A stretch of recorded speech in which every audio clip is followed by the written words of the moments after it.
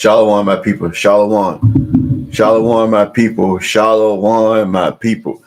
This is the Sabbath. This is the day that the Lord has made. This is the day that we really supposed to be in studying, relaxing. You know, all week and your body tired. You need to relax. So you need to clean yourself out. You need to get yourself together. But you need to study this word. You need to be reading. But you don't need to be out buying. You don't need to be selling. And you don't need to be cooking, washing, cleaning, none of that. This is a day of rest. You can't tell me you don't need this day of rest. The day's drink is 100% grape juice and it's good. 100% grape juice. That's today's drink. And I want you to give yourself a round of applause. Also, give yourself a slap and give yourself a wake up call. It's time for us to wake up. It's getting close. It's getting near. I'm gonna get straight to the message. It's the name of the message called "The Bible and Books Work Together." Even though the Bible do not need any help, but the books work together with the Bible. If you read that's in Revelation 1:3, blessed is a man that readeth. So we need to be start reading books and just different things to enhance the Bible, which the Bible don't need no enhancement. It further proves what the Bible is saying. And I'm going to get to it quickly. I'm going to go to it. I want you to pay close attention and remember the things that I read because it's all gonna connect. But remember the things that I read because it all will connect. So it's going to be a lot of some reading, and I just need you to remember the things that I read and say. So I'm going to take my time and do my due diligence on this here because guess what, people? We getting close. We're seeing drones. I did a video about 3 weeks ago about the dream of drones, way before the drones even came about. So the Lord already telling me what's going on. Now, I had a dream last night. I don't know what it was, but I'm going to tell you what it was. It could be funny. It could be anything. We were in a store, and there was a woman in the store. And we was just, I can see, but it's like I wasn't there, but I can see it. And she pulled out food stamps, but the food stamp was on, it was the paper form back in the early 80s and 90s. We used to get the paper like money. The $1 bill, the $5, $10. You know what the food stamp is? If you're my age, you know it look like the money. And I have no idea what that means. God has showed me later on, but I have no idea what that means. I just want to put it out there. I dreamed it like I was actually there. The same way I dreamed about the drone. It's some connection with that money, that fake money, which was going on with our currency going to be happening. I know that for a fact. It's something got to do with that. Okay, let me read Ecclesiasticus, right? No, Ecclesiasticus. That's in the not the Apocrypha, not the Sirach. Okay, let me read it to you. In 4:1. So I return and consider. This is God talking now. So I turn and consider all the oppression that are done under the sun. God said, I went back to his throne. And behold, the tears of such as were oppressed, they had no comfort on the side of their oppressors. There was power, but they had no comfort. And 2, wherefore I praise the dead, which are already dead, more than the living, which are yet alive. God is praising the dead people because so much stuff that we're going through and will be continue to go through. God is saying that this is what you're going through. I praise the dead, the one that's already dead, because what you finna get ready to go through and what our forefather went through. Oh man, I'm gonna get into it. It's kind of deep. It might hurt your feelings a little bit, but hey, it might inspire some people. Some people it might hurt the feelings knowing that these people that you married that are not of your nation done this to you the same way they are your ancestors was done to. Your ancestors are saying, why black man, why black woman, why are you doing this to yourself when we went through this for you? Okay, now go to Daniel's 9:11. Daniel's 9:11. Just remember these things that I'm reading to you, for you can grasp. Just remember, I'm gonna take my time. Daniel 9, yea, all Israel have transgressed by thy law, even by departing, that they may not obey thy voice.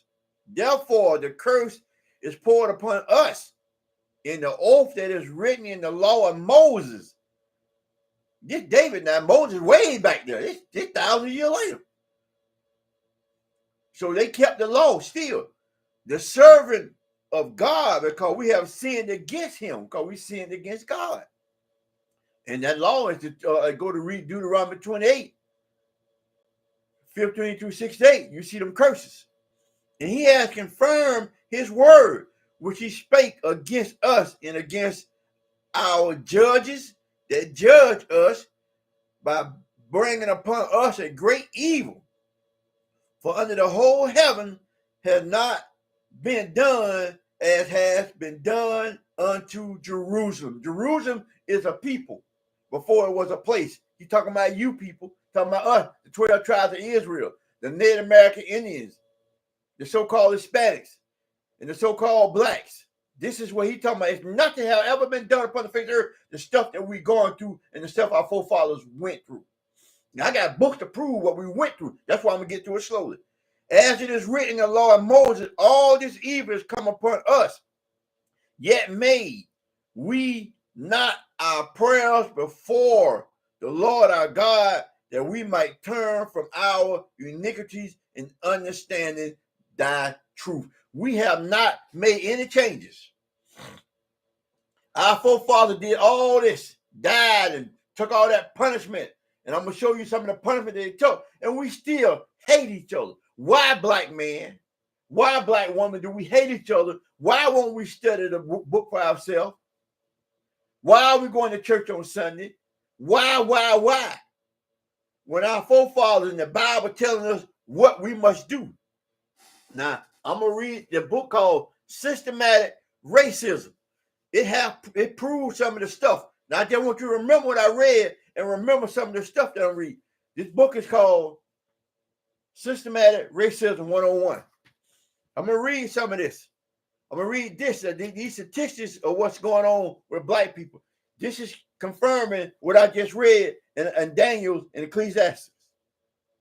The impact of the war on drugs. White versus black nonviolent crime. Black Americans are 4 times more likely to be arrested for marijuana charges than white peers. This stuff has been going on since the 70s, since the 80s, when Reagan was in. It's all started with Reagan. So this has been going on for a long time, and you still going through it. You still people in prison right now for marijuana, okay? Black America make up nearly 30% of all drug-related arrests, but only 12.5% are the drug users. We make up 30%, but we're only 12.5% of drug users, okay? Almost 80% of the people in prison for a federal drug offense are black or Latino. This is us. I'm just giving you a few things, so connect all this with what I'm reading. God says not something that's never been done upon the face of heaven, under heaven. This is the stuff we're going through. This is statistics. This is real. You are the people of the Bible. The average black person convicted of a drug offense will serve nearly the same amount of time, which is 58.7 months, as a white person would for a violent crime, 61.7 months. You smoking marijuana, and you get more time than a white person who stabbed and killed somebody. And you smoking marijuana, but you get more time than a white person who killed somebody. And you don't see that this is what's been going on in your life, and this is what the Bible has said going to happen to us because we disobeyed the law, statutes, and commandments, and you got the people in church not teaching you this, and I'm bringing to you in books and in the Bible to prove to you. As of 2009, 80% of those sentenced for crack use were black. 80%.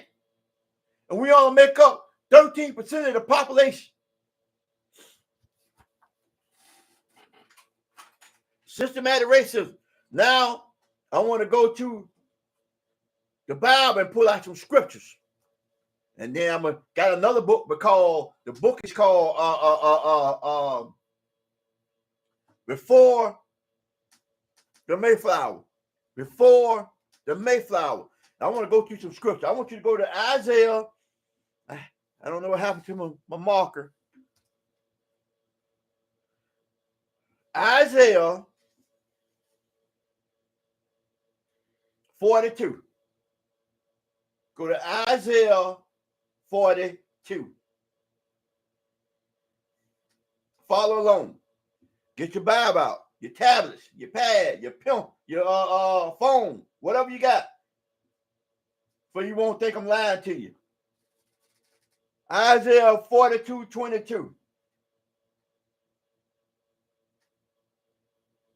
Now I just read something now about prison, about stuff that never been done upon under heaven to us. And this is proof that it's you talking about us.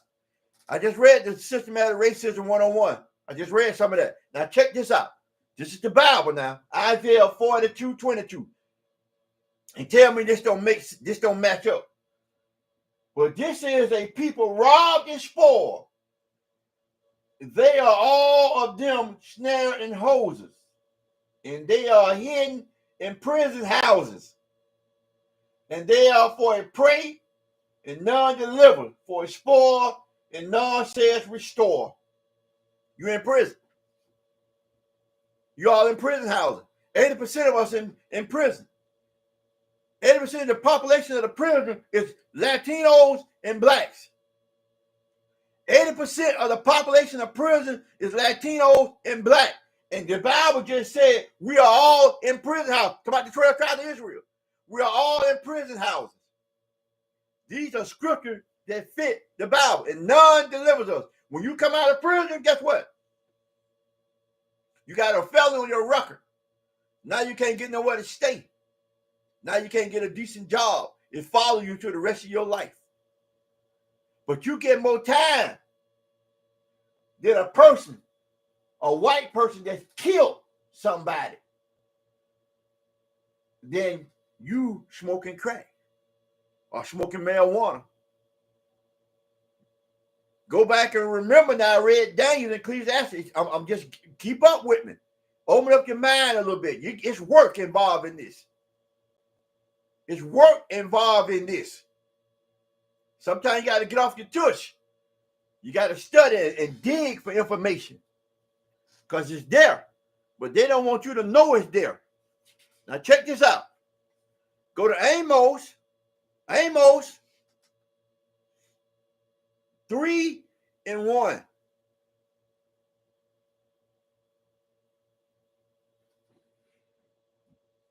Hear this word that the Lord has spoken against you, O children of Israel. Throughout the whole Bible, it keeps saying, O children of Israel. And you already know that the children of Israel were when Moses said, let my people go. We are them same people. We still saying, let us go. Why are you burdening us with all this? And what have we done to you to make you treat us like this? You put us in slavery. You beat us. You raped our parents. You raped our sisters and brothers, and you raped the men. You disgraced the family. Why? What have we done to you? You only have I known all the famine of the earth. Therefore, I will punish you for all your iniquity. 1 and 2 in Amos. I have been saying this forever. You say, well, why are the white, or why are the other nations, or why are the Muslims? Why? Because God gave the law to you. You are the people that was in Mount Sinai when Moses came down with the tablets. The law was given to you. So you are the only family that I have known. So I'm going to punish you because of what you have done. Every nation can do what they want to do. but you cannot. I'm going to read some stuff. Joel 3:3. Follow along. It's work involved. It's work involved. It's not that you're going to church and you sitting there and you don't even have to open your Bible because the pastor just freestyling. I'm telling you scriptures to go to. I'm giving you books for reference. And it all match up. Follow along.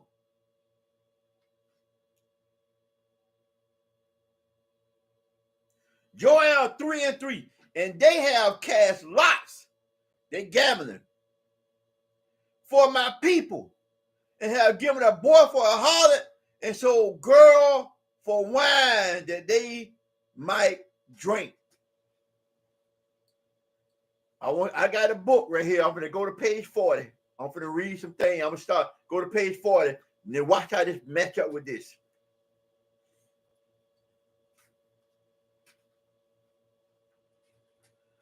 Page 40. I'm going to start at page 40. Now watch how this just match up with what I just said. Just pay attention. You can't tell me this ain't us. This is the book called Before the Mayflower. Everybody knows the Mayflower by Christopher Columbus. A woman might change hand for a gallon of brandy. They said so I went in for liquor. This is in the book. A woman might change hand for a gallon of brandy and 6 bees. You were sold for a gallon of wine. The Bible just said, and sold a girl for wine. Sold a girl for wine. And get what this book just said. A woman might change hand, which is sale, for a gallon of brandy and 6 bees. So all you worth is a gallon of liquor and 6 bees. So you take that today, all you worth is $5 on the OnlyFans. You have tricking you down. You have embarrassed your ancestors. Your ancestors went through this for you, and now you have an OnlyFans where you're doing the same thing. Check this out. A man might bring 8 guns, a wicker bottle, 2 cases of whiskey, and 20 old sheets. They sold us. They cast lots for my people and had given a boy for a harlot. They cast lots for us. And this is a book that's showing it. Now I'm going to read some more stuff on here, what happened to us on that ship. And you tell me that the scriptures don't meet this when God says that there's nothing under the heaven have ever been done like this before. That he prayed the dead for being dead, for they won't have to go through this. Pray for the ones that are not even born have to go through this. This is how bad this was. And I'm going to give you some examples of how bad it was on this ship. On many of these ships, a contemporary said the sense of misery and suffocations was so terrible in the twin deck where the height sometimes was only 18 inches, so that the unfortunate slave could not even turn. It's only 18 inches high because it was made for cargo. It was never made for a slave. 18 inches high, and they got you stacked in it like sardine. Now listen to this. That you could not even turn around. You were wedged immovably. In fact, a chain to the deck by the neck and leg, that the slaves not infrequently would go mad before dying or suffocation. In their frenzy, some killed others in hope of procuring more room to breathe. Because they were suffocating, so they would kill one another to hopefully they can get some room so they can breathe. But we killing each other over stepping over shoes. because I don't like you, because I said something on Facebook. I'm going to meet you somewhere. I'm going to kill you. Our ancestors would be mad because the ones that died, there was our cousins that didn't make it. This is what happened on the ship. And you killing each other for nothing. Men strangled those next to them. Women drove nails into each other's brain. They got a nail and drove it into the other sister's brain because they couldn't breathe. They were suffocating. They want to make room. But you are horning yourself out, killing your sister for nothing. Our ancestors went through this. Check this out.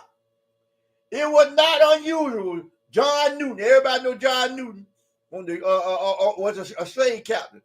The one that wrote that song called oh man, what's the name of that song he wrote? Everybody sing it. It's a song that, look it up. John Newton wrote a song. Everybody sing it today. This man had you in captivity, in slavery. He had us so trapped where we were killing each other. Said, to find a dead and living man chained together. So many dead people were thrown overboard of slave ships that it was said that the sharks would pick up a ship off the coast of Africa and follow it into America. They would do this so regular coming across the transatlantic that the sharks knew that they were going to throw some slaves or throw people. They didn't know they were slaves or not. They know they were going to throw them some meat over the deck. But y'all kill each other for no reason.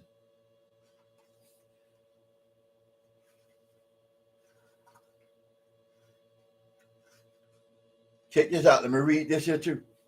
This is some of the stuff that happened on the ship, so you know it went with that book when I was reading. It goes with the Bible. Why, said John Atkins, Captain Holland, weigh the stressness in the worth of two slaves. I'm just gonna cut to it because I see my time. There were two slaves on the ship that were revolted, a woman and a man. But once they got them all, because we ain't never just sit there with the toe. We used to try to fight. We fought all the way up to it was called till we died. With the two people, a lady and a man, was revolting on the ship, right? So they got it everything all right to do, and guess what they did to him? They took the man and the people that he killed before they prosecuted him. Guess what they did to him? Made him eat the heart and the liver.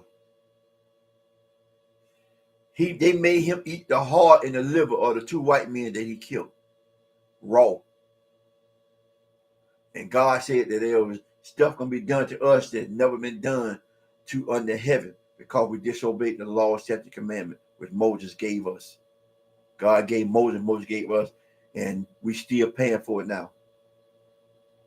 We still paying for it. I was reading the book of Daniel, and future stuff that's gonna come gonna be just like the stuff that just happened. Not just happened, but we're on the ship where you eat liver, eat raw food, you have you dying, they shooting us and killing us. You already see some of that now, but it's gonna get worse. That's why I think I had the dream about that paper money, and people were laughing at what's that? It's called the transaction of money gonna be gone. There won't be no money. Money won't mean nothing. Your life won't mean nothing. Something is about to happen. And the woman was hoisted up by her thumb, whipped, and slashed her with knives before the other slave till she died. They hung this lady up with her by her thumb, and then everybody went by and slashed her with knives. This is the stuff that you was going through on them ships. Check this out. The slave trade was a black woman, a black man, who stepped out of his hut for a breath of fresh air and ended up 10 months later in Georgia with bruises on his back and a brand on his chest. They branded him like an animal with a hot iron. Stuck the brand to him. And branded him, said, this is Mr. Johnson property. Now we willingly in college See how that stuff all come around? You know how you get there and you shave, you get that pencil how we do a kid until you put a tattoo on your arm. How they had a horseshoe in college. Same way we get tattoos and all that kind of stuff. You've been branded. That's what we've been taught and we didn't know. All you got to do is ask for forgiveness and God will take all this. You're going to still go through problems. But ask forgiveness if you already got tattoos. Ask for forgiveness if you done the things that I have read about. Go back to the law, statutes, and commandments. Your soul will be saved.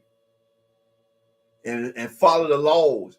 Stay with the laws and you'll see how your life will change. The slave trade was a black mother suffocate her unknown baby because she did not want him to grow up as a slave.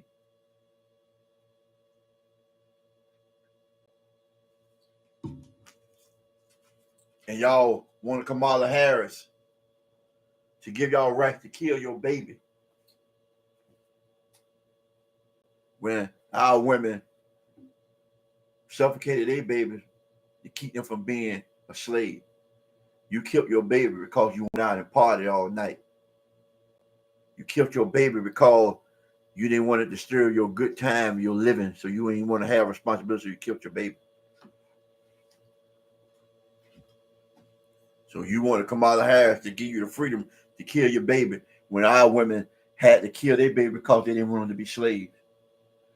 We are weak people compared to our ancestors. We are weak people compared to our ancestors. Man and woman. No division. We are weak people because our ancestors suffered. They endure more. You got more privileges right now, and you kill your baby for less. A man kill his wife, beat his wife for less. And our people had to kill each other to survive. We kill each other and our babies for nothing. Zechariah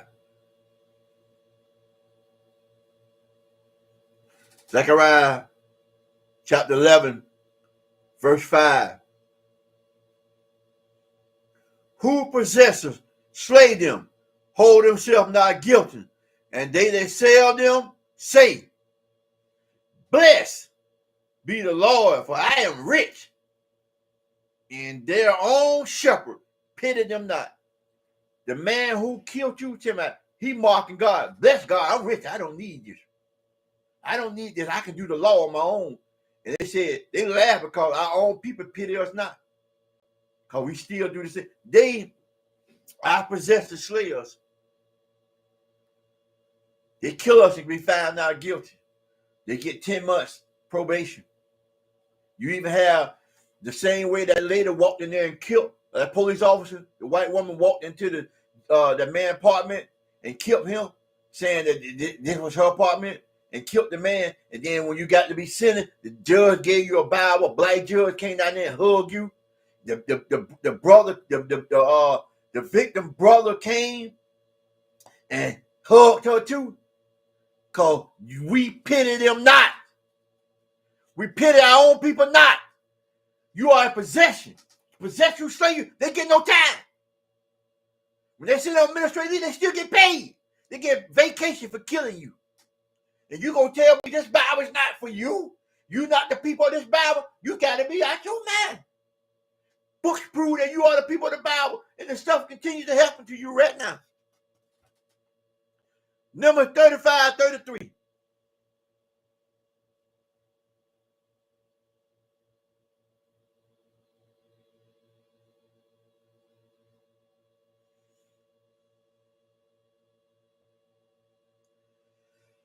So you shall not pollute the land wherein you are, for the blood it defiles the land, and the land cannot be cleansed of the blood that is shed therein, but by the blood of him that shed the blood. The only way we're gonna be secure, the people who killed us, the people who had us in, the only way this land gonna be cured is not by our blood that they shed, but by the blood of the people that shed the blood.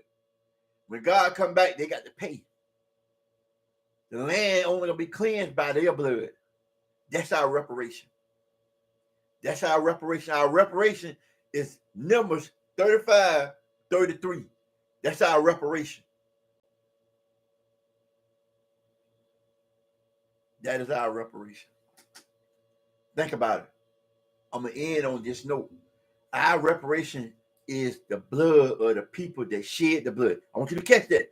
Your reparation is not money that you think they are never going to give you that. They're never going to give you anything. Everything they give you got a string attached. I don't want reparation. I want what this scripture says. Number 33, 35 and 33. Go read that and ask your pastor about that and tell him to explain to you that the land cannot be cleansed by our blood. They shedding our blood. The Indian blood is all over this land. The land cannot be cleansed by the blood they have shed. Only by the blood of the people who shed the blood. Who killed us? Who continue killing us in the street? Who oppress us and go free? That's the land. That's how the land gonna be cured. God got to get this evil off of this planet. Just letting you know, people. It's real. Shalom. Shalom, my people. I love you. I do this all out of the love for my people. I study these books, read these books for the love of you. Shalom, my people. We have to stop killing each other. It's just point blank. It said, love thy neighbor. Your neighbor is you. You remember when we were the ones in how you just gonna implement yourself into somebody's letter? Your neighbor got a letter. You just gonna implement yourself into their letter? We were the people in Mount Sinai. The law was given to us. He was talking to the people that was in that mountain. We were the people in that mountain. So you are the people. Your neighbor is you and your people who look like your people, us. Because we don't want to kill ourselves out of this necessity. Our ancestors would kill themselves because they didn't have no choice. They didn't have no choice. Here we are killing each other freely. For nothing because you said, hey, because you bumped into them. And we kill each other freely. Because we believe not that. We believe in Cesar Borgia. We believe in Cesar Borgia. We believe in this.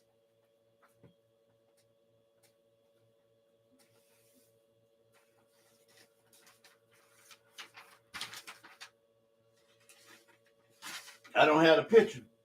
But you believe in that white Jesus that's in your church. On your walls. So that's why you hate each other. That's why we hate ourselves. Shalom, my people. Shalom.